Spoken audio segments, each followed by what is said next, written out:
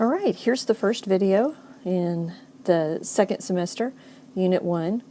We will be looking at functions, and also I'm going to do an example of the difference quotient. Okay, we remember from Algebra 2 that a relation is just a set of ordered pairs.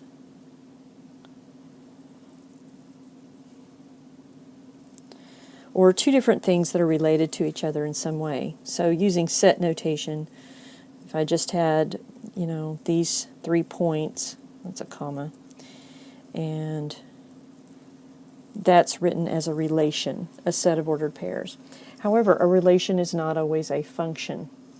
We remember that the domain of a relation are all the x values, and the range is, of course, the y values. And remember, domain and range are alphabetical, so is x and y. That's how you can tell the difference. So the domain will be 1, 2, and 4, and the range will be 2, 3, and 5. The function notation that is written up here at the top of the screen talks about y equals f of x.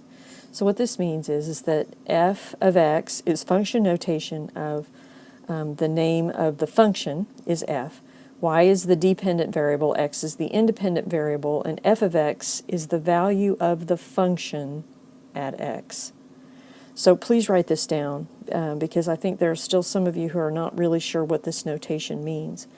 But an example would be if I had f of a, then my function would have a as a variable.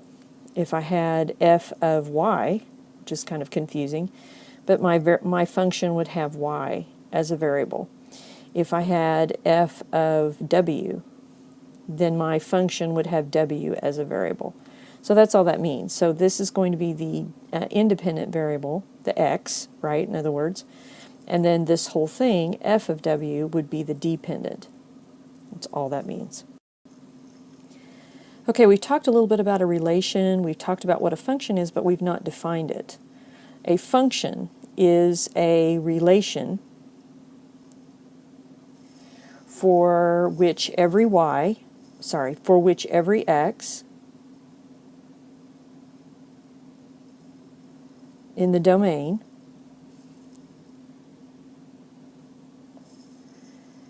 has exactly one y value.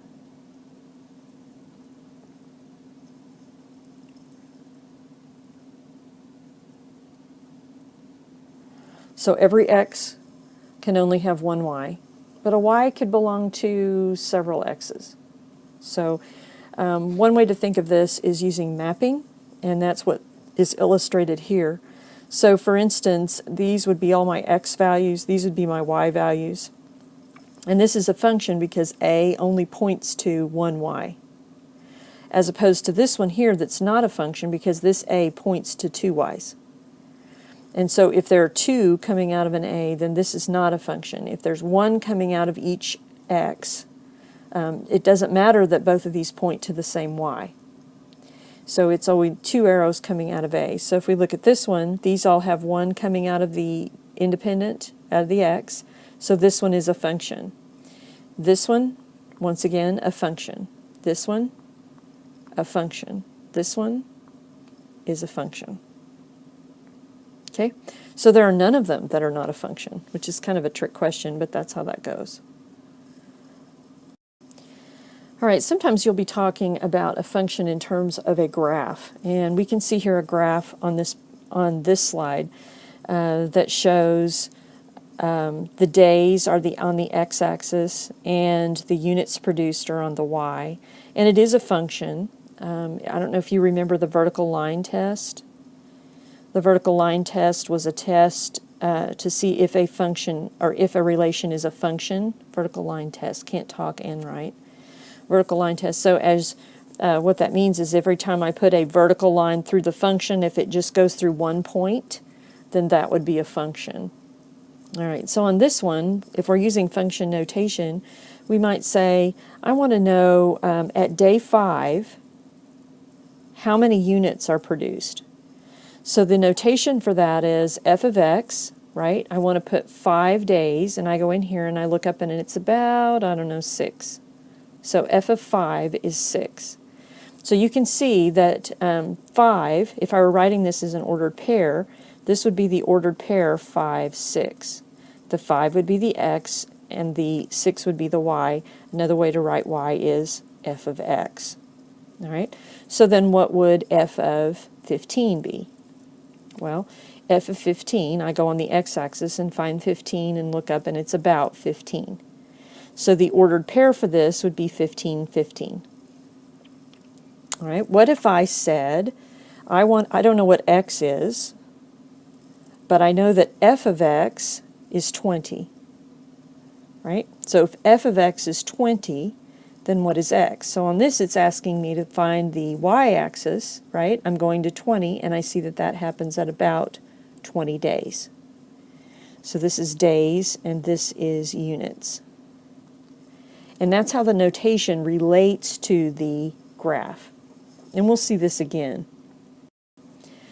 This is one of the problems off of your worksheet, and it shows a function. It's a continuous function because from the beginning to the end, you could draw the thing without having to pick up your pencil. So it's continuous. It gives you some general points. It crosses the x-axis in 3 places. It crosses the y in 1. And what I want to know is, what is the range? Well, remember that range has to do with the y values. And so you start down here at -3, and it goes up to 4. So it includes. So it goes from -3 to +4.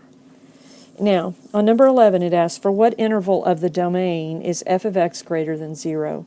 What this is asking is, it's asking where is the graph above, not on, not below, but above the x-axis. So it's asking for an interval. It's asking for an interval. So I look here and I can see that it's above from here to here and from here to here just a little bit. And so I'm looking at the x values of -3 to 6 is what I want to say. And again from 10 to 11. So that's what it is asking. Number 11 is what that's asking. How often does any single vertical line intersect the graph? You can figure that out, right? Vertical up and down, that's the vertical line test. And then 13, how often does the line y equals 1/2 intersect the graph? All right, anytime, you can get 14, I'm not going to go over it. Anytime you have to graph something that looks like this, a horizontal or a vertical line, this is what I do. Here's my graph, here's x and y. If it says x equals 1, right, then at 1, I'm going to go through the graph, through the axis that it is indicating. So I'm going through the x-axis. It will be parallel to the y. If it says y equals 2, then I'm going to go through the y-axis. So this will be horizontal, and this will be vertical. Okay, so what I'm going to do is go up here. How many different times is y equal 1/2 going to intersect the graph? And you would just count. All right, so number 11 for sure is a hard one to see because it uses function notation. And all that means, if it says greater than, is above, less than, below. Okay, the last thing on the objectives was to look at the difference quotient. The difference quotient is used in calculus to find the slope of the secant line. It's basically what a derivative is when you get to calculus. It's really not calculus, it's really algebra though, and that's why I want to go over it here. They'll add limit notation later on when you cover this in calculus. And it's really quite handy, but if you don't understand the function notation behind it, it can be a little bit tricky. The actual difference quotient looks like this. F of x plus h minus f of x all over h. That's the difference quotient, and that'll be given to you. But you can see it's got 3 parts. It has f of x plus h minus f of x, and then it has just the h, the part that you added onto it. All right. So if I have a function that looks like this, f of x is equal to negative 3x plus 4, and I ask you to find f of 1. Well, if I say f of 1, that means that everywhere there's an x in the function, I'm going to put a 1. So this will be negative 3 plus 4, which is 1. If I said, what is f of a? Then everywhere there was the x, I would put an a. And so my answer would be negative 3a plus 4. Okay?